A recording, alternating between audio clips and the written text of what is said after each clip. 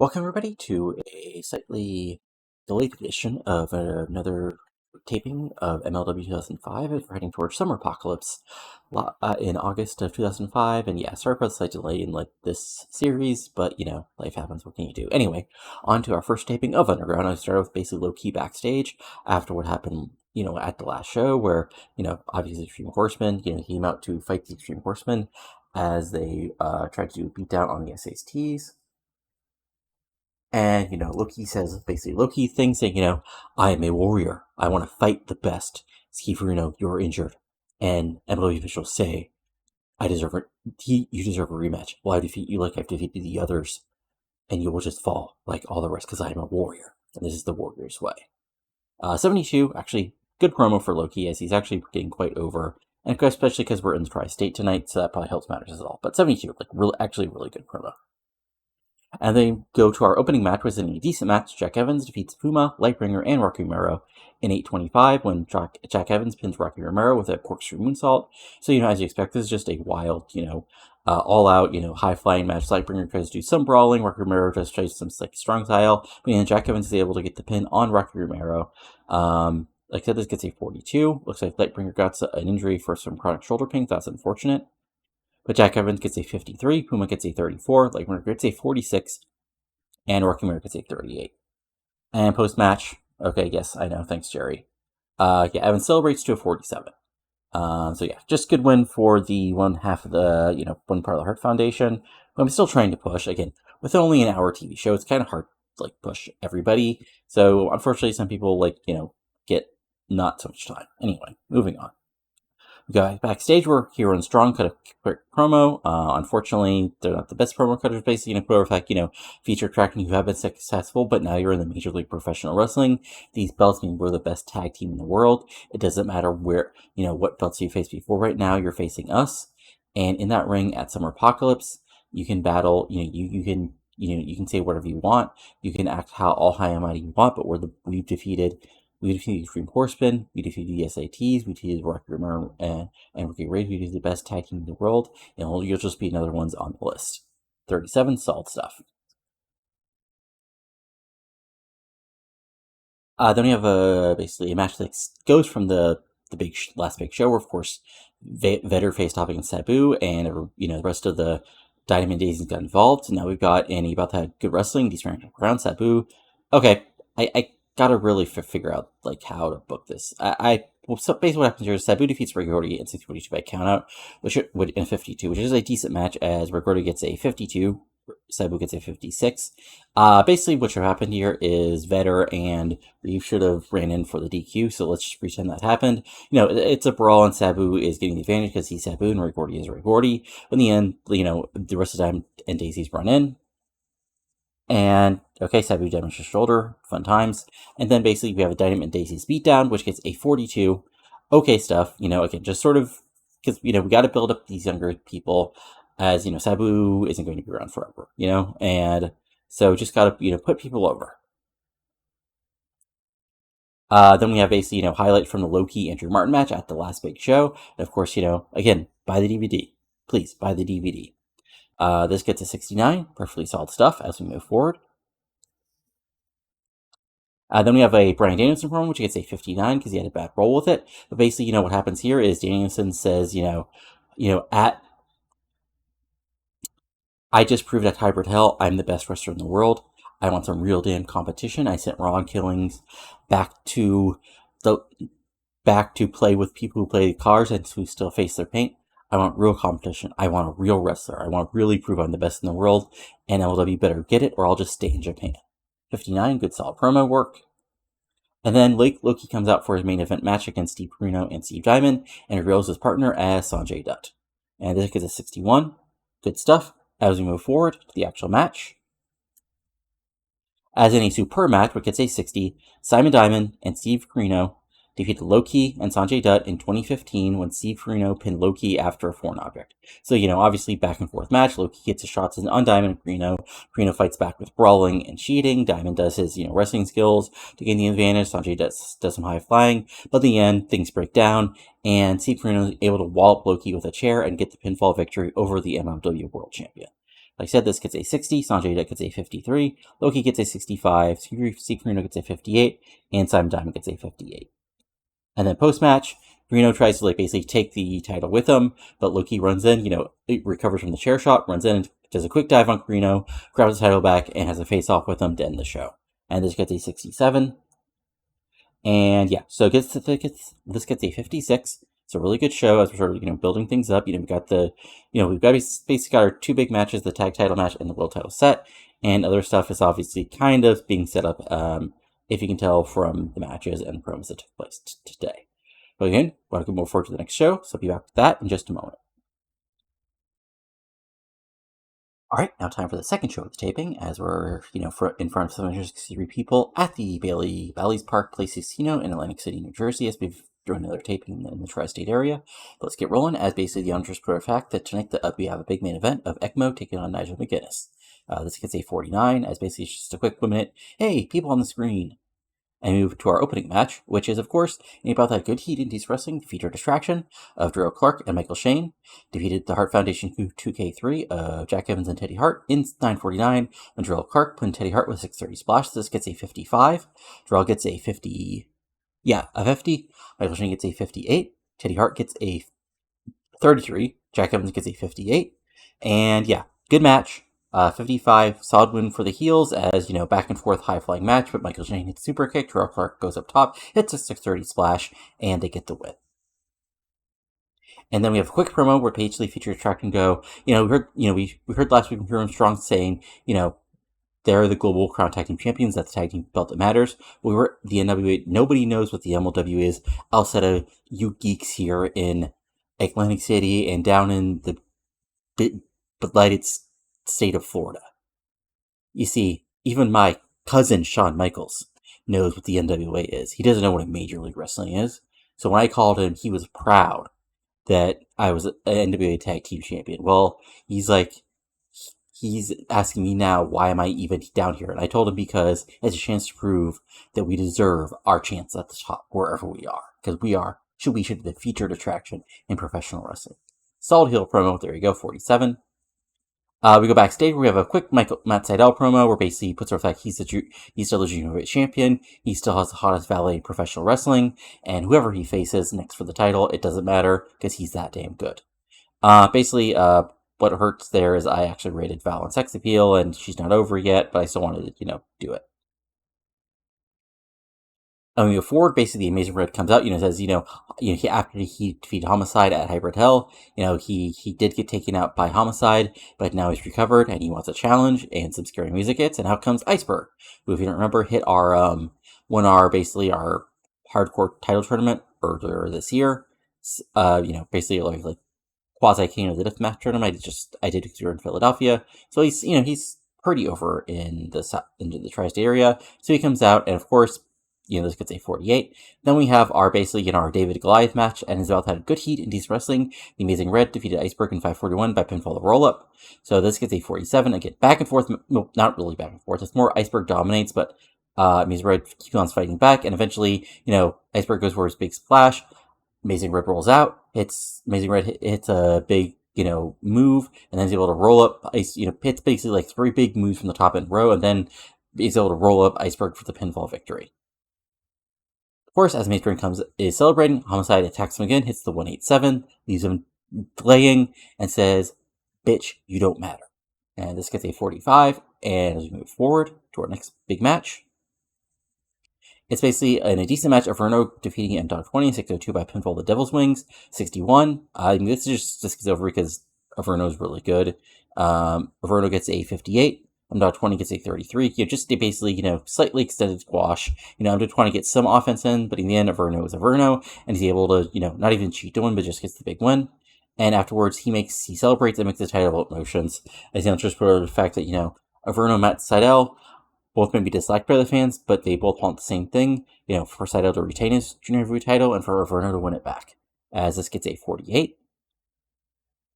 Then we go to our main event of the evening, as in About That Great Heat and Good Wrestling, Nigel McGuinness to defeat ECMO in 12:30 by pinfall. This gets a 59. ECMO gets a 58. Nigel McGuinness gets a 54. So basically, this is just a brawl as all ECMO matches are, but Nigel McGuinness fights back. Eventually, he's able to hit multiple lariats to get the big pinfall victory over ECMO as the crowd popped for that.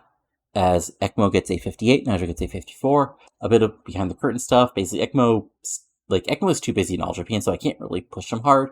So, I'm not going to, treat him as a jobber or anything, but, there's not much else I can do with him at the moment. So, there you go, win for Nigel. But, of course, ECMO tries to take out Nigel with the brawl to fight back, but Nigel, fights back, and it's basically even, as, MLW officials come to break it up. So this gets a 58, and you think that'd be the end of the show, but basically what happens next is, after things, come down, Bryan Danielson comes down, cuts his same promo, where he says, he's the best in the world, he deserves some actual competition, not a bunch of losers who can't be big in Japan like he is. And he repains he's the best in the world. He should be the one getting the title shot, but old officials, think that Steve Corino is a bigger star. Well, he may, his horseman may be extreme, but they're still second rate because he's Bryan Danielson. He's the best in the world. He could tap out Steve Corino in 5 seconds if he wanted to, but he doesn't want to.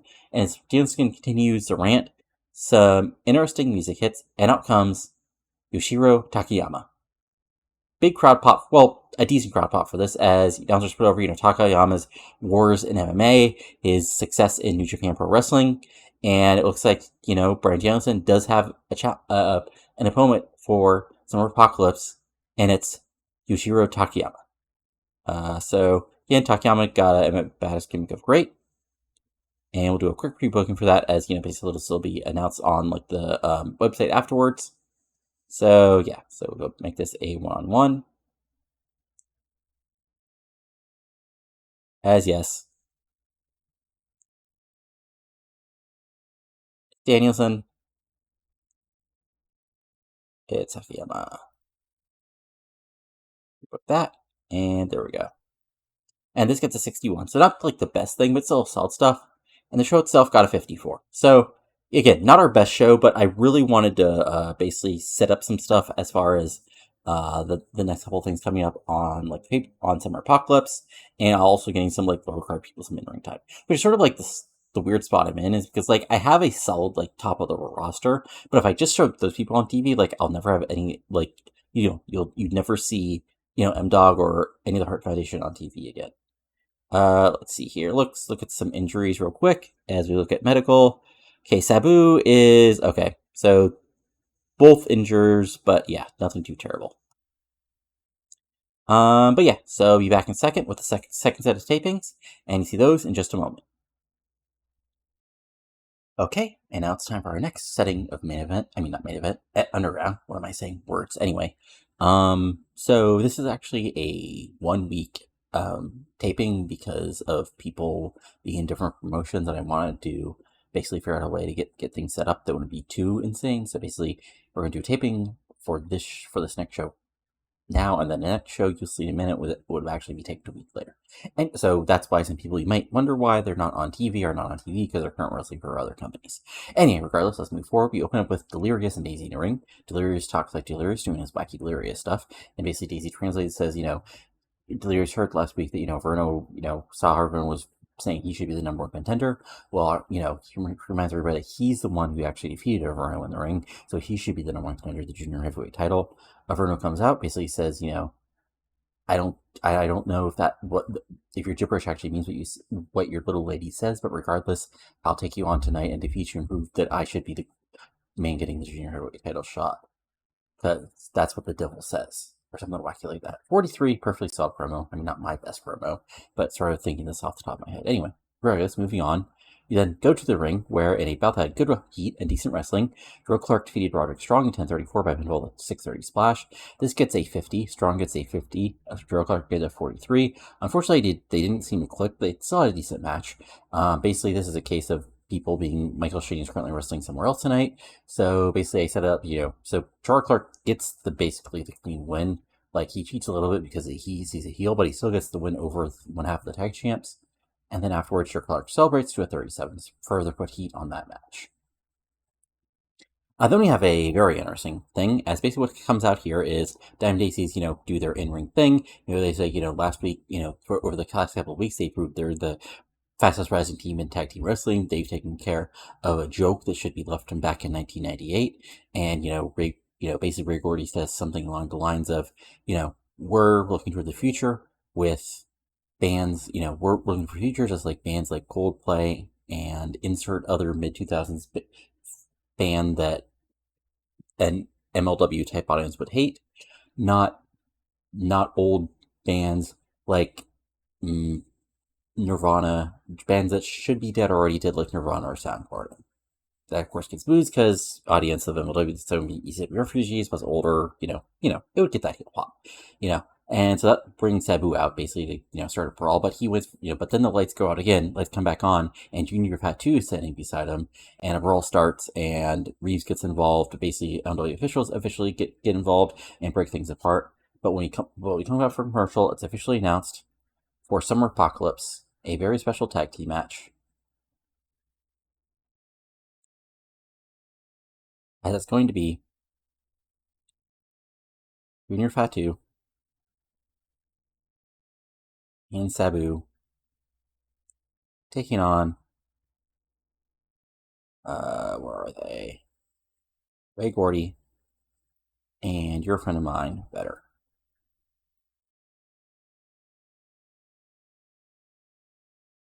Good, we book that, and we'll move forward. So, in about that great heat and good wrestling, we have Averno drawing with Delirious in level 57 following double countout. So this gets a 64. And this is, just back and forth, high impact action. Delirious is really good. Averno's really good. Averno's his lucha stuff. Delirious comes back with his own wacky moves. But eventually they both go outside and start brawling. And the ref counts a 10, and that's it. Averno gets a 61. Delirious gets a 48. Good work at ringside for Daisy Hayes. This gets 64 overall. And what happens next? Basically, Matt Sydal comes down and says, basically, oh, that's too bad. Neither of you actually won. So it seems like neither of you actually did the world title. So that's just too bad that I won't be proved. I'm still the best junior heavyweight in the game today. But, I think me and Val just, hang out and have some fun together during Summer Apocalypse instead of having to wrestle in front of these disgusting fans. Then they make out some, but then Kevin Kelly basically stands up from the announcer desk and says, actually, I've just got a message from MLW officials, and that at Summer Apocalypse, Matt, you will be defending your junior heavyweight title, and it will be against Averno and Delirious. Crowd pop for that, and that gets a 42, because, well, look at these people talking, not exactly the greatest thing in the world, but, have to sort of advance stuff at some point. So we'll go ahead and book that.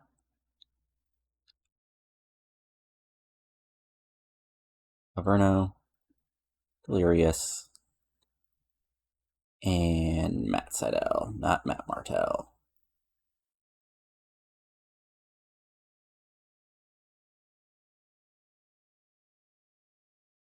And then move forward to our main event, which is probably our best match ever. It's basically in about that super wrestling great heat. Steve Corino defeated Nigel McGuinness in 16-14 by pinfall with an old school explosion after JJ Dillon interfered. So basically what happens here is, this is basically, pushed as a tune-up / gatekeeping / sort of like challenge for Steve Corino before he faces Loki at Summer Apocalypse. As of course, Nigel McGuinness is been a former challenger for the world title. Corino's a former champion, like to take back his belt, and this is just a high impact match. But in the end, Steve Corino is Steve Corino. So JJ Dillon, he doesn't interfere. Basically, he distracts Nigel long enough on the outside for Corino to wallop him with a chair or something like that. And then Corino hits his finisher, gets a pinfall victory, and stands tall, as this gets a 71. Corino gets a 66, Nigel gets a 63, but a really good match, and Corino gets to, stand tall. And then post-match, he cuts a promo to end the show, as he says, tonight, there is nobody else in this ring who deserves to be champion other than me. I'm the king of old school. I'm the only voice that matters here in Major League Wrestling, and after Summer Apocalypse, I will have my world title back right about my waist, and Extreme Horseman will rule once again. 64, good stuff. And we finished things with a 59. So yeah, still like not a really top tier show, but like a really good TV show for other things. Set up some matches for the big next show, and I'll just double check our top 100 here in a second, and then we'll go on to the next show. Let's see here, roster, staples, top 100s. So yeah, that was our best match ever, barely beating out Low-Key Mark. So that's interesting. And also, just as a quick thing, we had their SummerSlam last night. Angle versus Taker main evented. Michaels, Regal, Booker T, Triple H had a 4-way for the title also. Deez defeated Randy Orton for the IC title. Edge and Scott Hall defeated Kim and Mysterio for the tag titles. Okay. Eddie Guerrero and Rob Van Dam defeated Shelton Benjamin and the Big Show. Proud and Henry defeated Hart and Ruzy to retain the tag titles.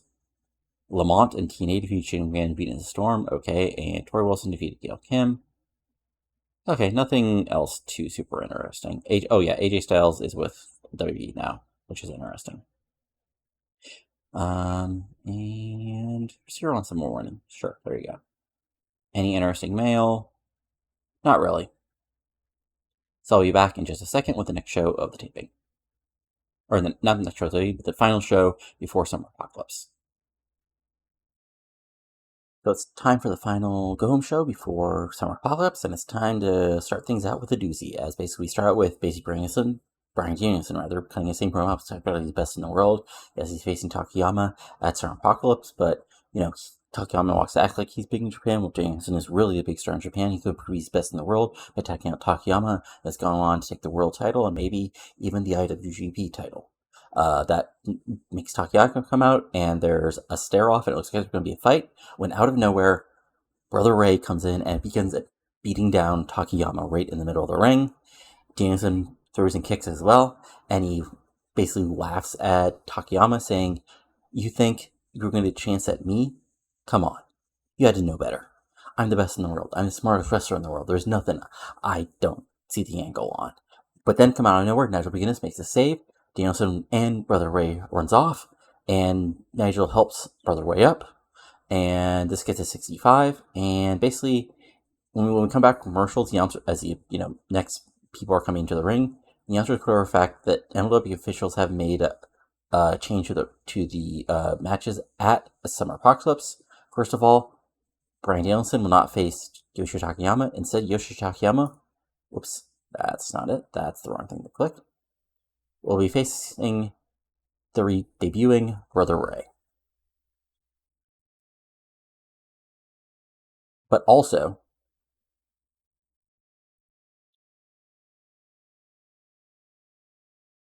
in another big match being signed, Bryan Danielson will face Nigel McGuinness in a rematch of their match from, let's see here, from their first big match at King of Kings last December. And of course, in August, Nigel McGuinness managed to get the win over him, which is interesting. I forget why I booked that. Regardless, so go ahead and pre-book that. So yeah, a few big matches as we move forward to our first match of the night. As a decent match, Homicide and the words and the Havana Pitbulls via the Amazing Red and the SATs in 1324 when Homicide pinned Amazing Red with a handful of tights. It's a handful of tights, but he whacked him with something because it's Homicide. This gets a 55. Romero gets a 34. Reyes gets a 48. Homicide gets a 50. Maximo's get 49 apiece, and Red gets a 66. So it's just a wild match, and the end Homicide is with the wall of Amazing Red. And they continue to brawl. And the aftermath, another match is officially announced for Summer Apocalypse, as it's going to be Homicide versus the Amazing Red in a street fight. Homicide, of course, an extremist wrestler. Amazing Red, though, has proved that there's more. It's more about the fight, the size of the fight in the dog, the size of the dog in the fight. It's still a big street fight, so it'll be interesting what the Amazing Red can pull off. And, of course, their brawl gets a 47. Then there's a bout that had great heat. He's wrestling. Simon Diamond defeats Michael Modest in 8-10 by pinfall to Simonizer. This gets a 56. This just a quick win to give Simon Diamond a win, as Diamond gets a 56. Michael Modest gets a 47. Perfect win for the, one of the bigger heels. And, Simon Diamond, basically begin by saying, Simon says. That just proved why me and Corino are going to dominate this promotion. There's nothing you guys can do about it. But after a moment, Sanjay Dutt comes out and says, I was taking a fight to you a couple weeks ago. I was busy with my other responsibilities. But, I'm open. You're open for Summer Apocalypse. So if you want to prove you're actually one of the better wrestlers in this company, why don't you come down and fight a former junior heavyweight champion? Simon says, you're going to get your ass kicked. And this gets a 54.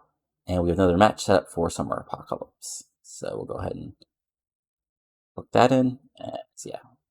Obviously, you could probably tell when he was Loki's partner that was going to be the match, but good to see it officially. Then we go backstage where a really quick promo for Bully Ray, where he basically says that he's not Bryan Danielson's friend, but he's been brought into one thing: kick ass and take names.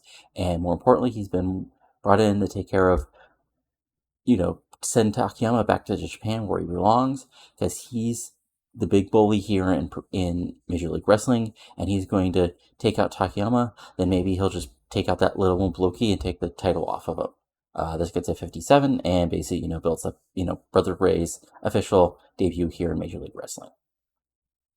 And finally, we have a very wacky main event. As in a good match, Vedder, Ray Gordy, and the featured attraction, the Junior Fatu, Sabu, and Hero and Strong in 1407, when Michael Shane pinned Chris Hero with a picture-perfect elbow drop. This gets a 60. And yeah, this was just a wacky, wild match as, but in the end, with an 8-man sort of showdown, Michael Shane gets the pinfall victory over one half of the tag champions once again. This gets a 60, Clark gets a 54, Shane gets a 59, Ray Gordy gets a 53, Vedder gets a 52, Sabu gets a 44, Junior Fatu gets a 54, Rashad gets a 58, and Chris Hero gets a 48. And then feature attraction celebrate, it's title motions, there we go, 51. And then we have our show closing angle, as basically what happens is Corino and Loki sign their contract for Summer Apocalypse. Loki says, I'm not here to say words, I'm going to sign a contract and go back to training. I'm the best wrestler in this promotion, and there's nothing you can do about it, Corino. Corino says, that's bullshit. I'm the best wrestler. I formed Dream Horseman. I led this company for months. And the only reason that you are still holding a belt because I got injured and that I made bad decisions on who to take that belt off of you. So Loki, enjoy the months you've had my title. Because after Summer Apocalypse, you'll be back where you belong, and I'll be back where I belong at the top of this promotion. Loki basically stares at him, points at the belt, and then makes the throat-cutting motion and walks away. This gets a 63, as we've seen that final build for the big Summer Apocalypse show. And show overall gets a 56. So good stuff. We'll see if there's any interesting mail or injuries or anything wacky going on. And then it'll be time for Summer Apocalypse, which will be the next thing you see here. Or, actually, I think... yes, you want to be paid more? Okay, that's fine.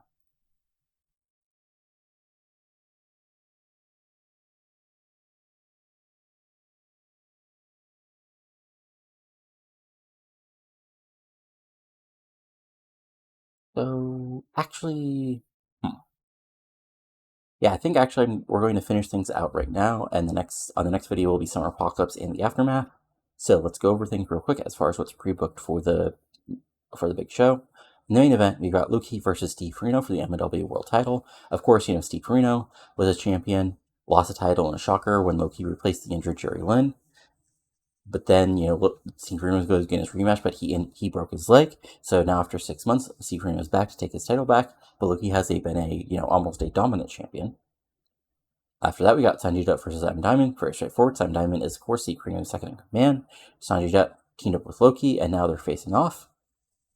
We got Homicide versus Amazing Red in a street fight. Of course, this has been all about, Homicide saying, Amazing Red is, part of his wider family here in the New York area independent scene. But, Amazing Red is too big for his britches, and it's time for Homicide to take him down. Amazing Red has been very successful in the junior heavyweight division, even taking on big wrestlers. And now in a street fight, he has to really prove, he can take it Homicide in that ring. You got Hero and Strong defending the tag titles against Featured Attraction. Featured Attraction, Hero and Strong fought to a double countout. Featured Attraction, are former NWA Tag Team Champions. Hero and Strong, of course, have been long-time NWA Tag Team Champions, but only one tag team can walk out as the champions after Summer Apocalypse. And a big three-way match for the Junior Heavyweight title. Averno and Delirious will both go after Matt Sydal for the Junior Heavyweight title. Matt Sydal, of course, has been a cocky champion ever since turning heel and teaming up with Val.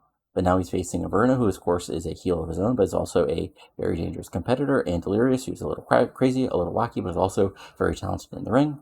Then we got two big matches. As first, Brother make his MLW in-ring debut, taking on NJPW's and Yoshiro Takayama. It's a battle of a brawler versus one of the biggest, a MMA battler, so interesting who wins there.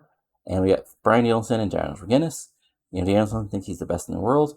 Nigel wants, to take Bryan down a peg, and they'll face off one more time at Summer Apocalypse. And then we've got Junior Fatu and Sabu versus Ray Gordon Vetter. Of course, Ray Gordon Vetter has been teamed with Sabu, first with Jerry Lynn and now with Junior Fatu. And now, can Gordon Vetter get another big win, or will the veterans strike back? You'll have to see at Summer Apocalypse, which will be in the next video. That's it for now. So if you enjoyed this, go ahead and give it a like, comment below what you're enjoying and not enjoying, and subscribe to the channel for lots of other TEW 2020 content, including this series, my WCW 1993 No Eric Bischoff series, and of course my long-running WCW series, now entering 2004. But that's it for now, so talk to you later, and adios.